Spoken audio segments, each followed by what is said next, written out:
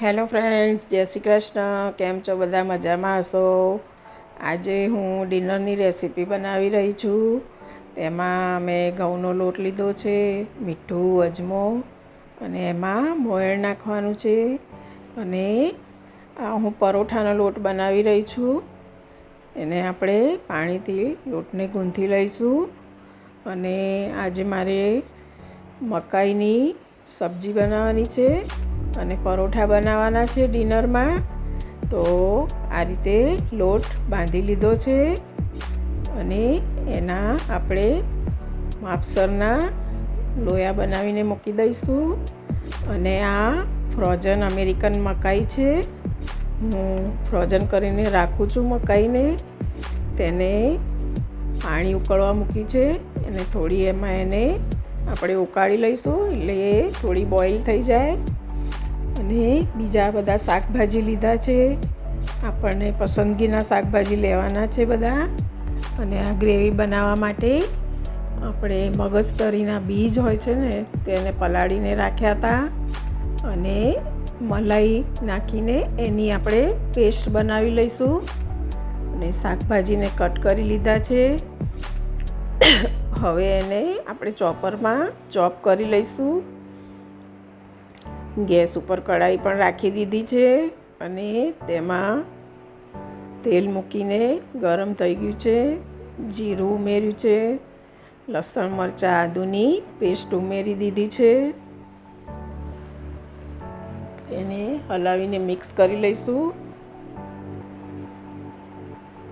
સાંજે આજે ડિનરમાં અમે આ બનાવવાના છીએ.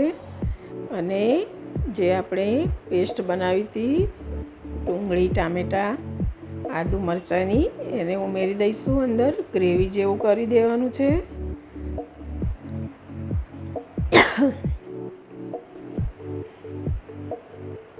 અને એમાં રૂટીન મસાલા કરીશું આપણે. કાશ્મીરી લાલ મરચું, થોડી હળદર, ધાણા જીરું, ગરમ મસાલો વગેરે ઉમેરી મીઠું સ્વાદ મુજબ અને બરાબર મિક્સ કરી લઈશું એને.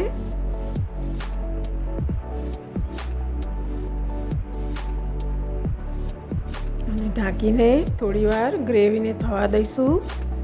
તેમાંથી તેલ છૂટું પડે ત્યારે એમાં મકાઈના દાણા જે આપણે બોઇલ કરીને રાખ્યા હતા તે ઉમેરી દઈશું અને બરાબર મિક્સ કરી લઈશું.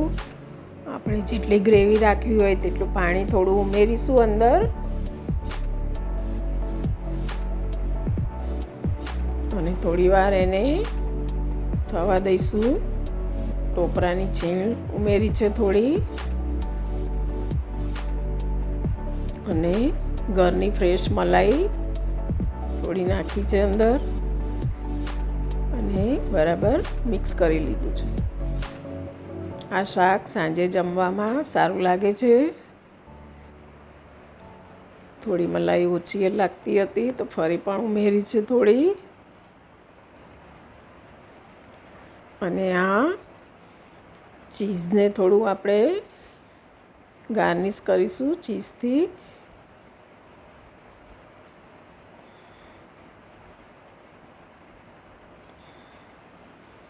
ફરી થોડું ચીઝ ઉમેરીશું.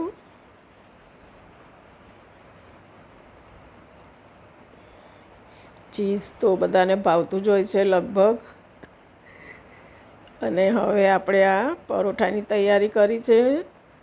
તો પરોઠા વણી લઈશું અને તેને ઘીથી બરાબર ગ્રીસ કરી થોડો લોટ છાંટી અને આ રીતે સ્ક્વેરમાં વાળી લઈશું. હું સ્ક્વેર પરોઠા બનાવું છું.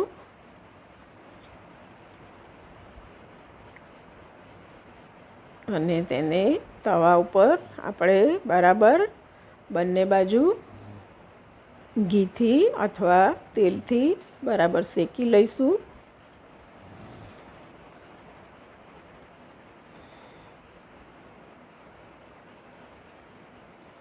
મકાઈનું શાક સારું લાગે છે જમવામાં.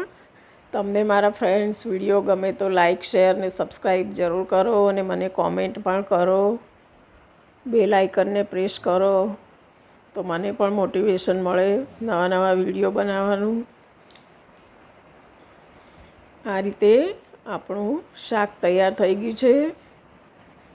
તેને આ રીતે બાઉલમાં કાઢી સર્વ કરી અને ગાર્નિશ કરીશું.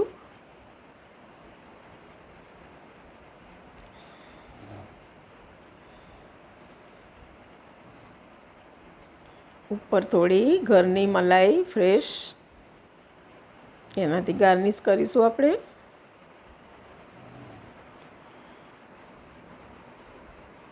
આ અમારી આજની ડિનર થાળી છે. જય શ્રી કૃષ્ણ.